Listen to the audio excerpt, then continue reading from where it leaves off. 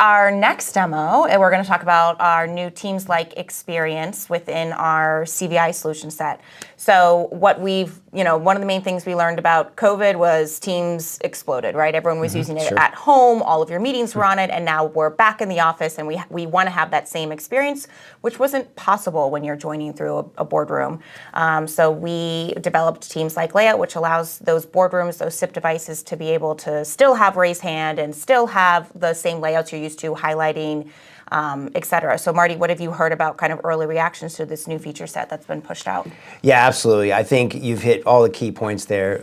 Our customers have reacted to us in a very positive way with the ability to have a consistency operation. You talked about ease of use with easily joining, one-touch join. But consistency is key because you can't have a different experience from room to room to room. It just leads to failed calls. Or lack of adoption. Yeah.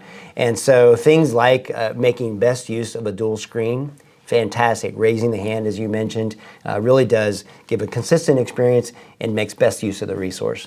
So let's have a look.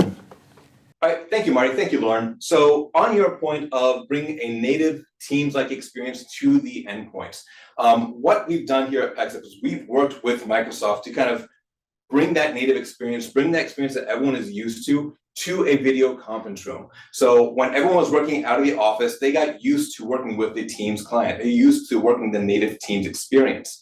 And so we decided to bring that to the standards-based endpoint. So what I'm going to do is I have a Poly X70 behind me, and I have that scheduled for a Teams meeting. So I'm going to go to my touch panel and join into this call. So as always, it's going to dial out, it's going to hit the gateway, you're going to see a splash screen, and then it's going to bring me into the conference. Now, the first thing you might see when I join in is I have two audio avatars of the participants that are currently in the call. So from here, I'm really utilizing the full real estate of the screen. So as more audio participants join, more avatars will fill up. In this case, as people are joining and as people are talking, you're going to see purple rings around the avatar as they speak. Additionally, we also have raised hand indication. So we can say, Brian, you're in the call, you have a question, you have your hand raised. What can I do? What can I help you with? And it brings that native conversation out into the meeting as well. All right, so that no matter what, we're still utilizing the real estate of the screen. So what I'm going to do here is I'm going to bring in some video participants. So as the other participants have joined within this call, what you can see is I can see all of the video endpoints within this call, but I can also still see the audio avatars that are participating in this meeting. And I can still get the raise hand notification from this participant so that I can really interact with everyone on the call and really talk with them and have a conference naturally and natively the way I'm used to within a Teams client.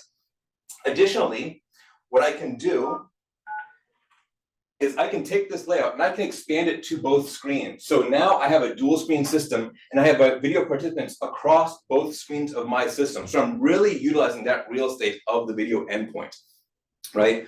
So additionally, if I choose to say share my screen, what you're gonna see is that all the video participants will be moved over to the main screen and the second screen will be used strictly as content. So I can actually still send, receive presentation within this Teams meeting, right? Giving me the ability to continually talk about the content, continually talk about what we need to discuss and keep moving with the presentation.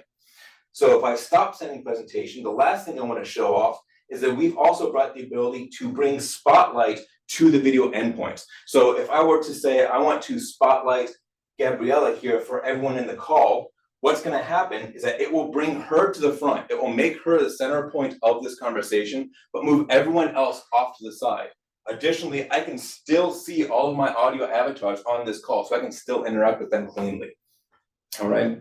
So this is a quick demonstration of what we can do with the Teams-like layout, bringing that native Teams client feel to those standards-based endpoints.